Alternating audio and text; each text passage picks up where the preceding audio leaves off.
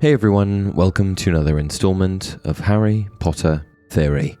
Today we'll be discussing the history of the rather infamous Deathly Hallows.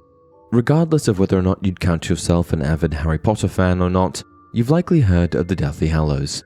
I mean, you may not know exactly what they are, but you've almost certainly heard of them. Of course, this is because the Deathly Hallows is the title of the final installment of the series for both the Harry Potter novels and the films, with the movies offering both a Part 1 and Part 2 of the final film adaptation of the book. As a result, anyone who knows anything about pop culture and who has not been living under a rock during the past few decades presumably knows at the very least that the Deathly Hallows are part of the wizarding world of Harry Potter. However, as is the norm with any part of this incredibly detailed world, there is a rather rich history that goes alongside these magical artifacts. This, of course, brings us to the fact that the Deathly Hallows are indeed magical artifacts, of which there are three: the Resurrection Stone, the Elder Wand, and the Cloak of Invisibility. Each of these three powerful items are able to achieve incredible feats not typical within the wizarding world. For starters, the Resurrection Stone is said to be able to bring the dead back to life, whereas the Elder Wand has the ability to conquer all other wands. The Invisibility Cloak is able to hide whatever or whomever is beneath it, even in circumstances in which typical invisibility charms do not work. Together, these items make up the Deathly Hallows, often represented by a symbol that includes all three, as described by Xenophilius Lovegood. The Elder Wand, he said, and he drew a straight vertical line on the parchment. The Resurrection Stone, he said, and he added a circle on top of the line. The Cloak of Invisibility, he finished, enclosing both line and circle in a triangle, to make the symbol that so intrigued Hermione. Together, he said, the Deathly Hallows. As the legend goes, these three items were created by Death himself and presented to three brothers. The story, titled The Tale of the Three Brothers, is detailed in the 15th century wizarding children's book, The Tales of Beedle the Bard, written by a wizard from Yorkshire.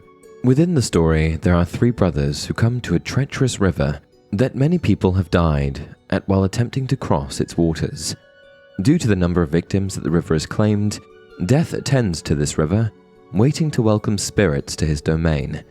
But on the evening that the magical brothers come to the water's edge, they use their powers to conjure a bridge and safely cross the dangerous rapids.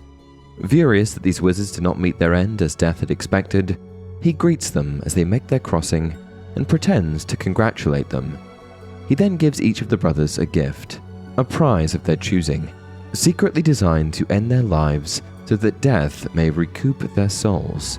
The eldest brother asks for a wand more powerful than any other, while the second brother wishes for a way to bring his deceased beloved back from the dead. The youngest brother asks only for a Cloak of Invisibility. After receiving their gifts, the eldest brother, boasting of his new all-powerful wand, is murdered in his sleep, and the Elder Wand is stolen from his corpse. Not long after, the middle brother uses his stone to bring back his beloved, but her spirit is not meant for the world of the living, and so he takes his own life, realizing that the only way he can truly reunite with her is in death. And so the first two brothers meet their ends and join Death in the afterlife. The third brother, however, uses his gift to hide from Death until he grows old, and is ready to greet him like an old friend. And while this is just a fable in a children's storybook, the theory goes that this tale was based on three actual wizards who lived in medieval times, the Peverell brothers. Known as Antioch, Cadmus, and Ignotus Peverell, these three brothers grew up in Godric's Hollow and, despite what the fable claims, likely never actually met Death. As described by Albus Dumbledore, it's altogether more likely that these three wizards were simply clever and talented, and used their powers to create items of great consequence. In fact, Dumbledore even shared the following with Harry. I think it more likely that the Peverell brothers were simply gifted, dangerous wizards who succeeded in creating those powerful objects. As the centuries have gone on, there have been many rumors and speculations as to where the Deathly Hallows have gone and who has owned them. The Elder Wand is one of the most enigmatic of the Hallows, with ownership of the wand almost impossible to track. From the very day it was created, if the tale of the three brothers can be believed, It has traded hands and owed its allegiance to many masters. Throughout time, it has been called many different names, such as the Death Stick and the Wand of Destiny, which has only contributed to the challenge of uncovering its true story. We do know, however, that the wand maker Mikiu Grigorovich held possession of the Elder Wand sometime in the early 1900s. It was during the first half of the 20th century the dark wizard Gellert Grindelwald then stole the wand from Grigorovich. Grindelwald lost ownership of the wand, though, when he was defeated in a duel by Albus Dumbledore in 1945. For over 50 years, Dumbledore possessed the Elder Wand, until a young Draco Malfoy disarmed him and altered its allegiance. Unknowingly, Harry Potter gained control of the Elder Wand when he defeated Draco during an altercation at Malfoy Manor in 1998. As a result, Voldemort was unable to use the Elder Wand to its full potential against Harry during the Battle of Hogwarts. Harry later buried the wand with Albus Dumbledore's body, in the hopes that once he too passed, the power of the Elder Wand would die with him. As for the Resurrection Stone, it's presumed that it passed down through Cadmus Peverell's line. However, nothing's known for certain, and in many ways, its history is almost as murky as the Elder Wand's. What we do know is that somewhere along the way, it was passed on to the Gaunt family and set into a ring of gold. It was known to be a prized heirloom possession of Marvolo Gaunt, who believed the etching in the stone to be the Peverell coat of arms, which was actually the symbol for the Deathly Hallows. Upon Marvolo's death sometime in the 1920s, the ring passed to his son, Morfin. Tom Riddle, aka Young Voldemort, was Marvolo's grandson by way of his daughter, Merope Gaunt. Upon discovering his connection with the House of Gaunt, Tom then stole the ring from Morfin and eventually turned it into one of his Horcruxes. In 1996, Albus Dumbledore discovered the ring and destroyed the Horcrux inside of it.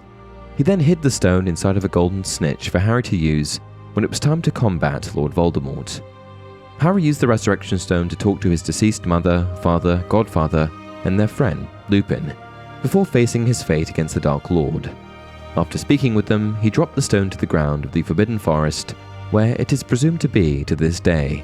Similarly to the Resurrection Stone, the history of the Cloak of Invisibility is said to follow the lineage of Ignotus Peverell. As it was passed down, it eventually went to James Potter, Harry's father. Sometime before James's death in 1981, Albus Dumbledore took possession of the cloak in order to study it. He then kept it safe after James was murdered, and eventually handed it down to its rightful owner, Harry, when he started his first year at Hogwarts School of Witchcraft and Wizardry in 1991. Over the centuries, as the legend of the three brothers and their powerful gifts has spread, it has become somewhat common knowledge, at least to those who believe the Deathly Hallows to be real, that any witch or wizard who could unite all three of these magical artifacts would become the Master of Death.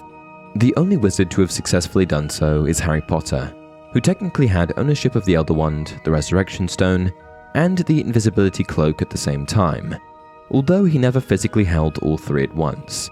Albus Dumbledore also possessed all three throughout the decades, however, he never had ownership of them simultaneously. And with that, we've come to the end of today's video. What did you think? Did I miss anything? Please share your thoughts in the comments below, and as always, if you enjoyed this video, don't forget to like it and subscribe to the channel. Until next time, remember, it does not do to dwell on dreams and forget to live.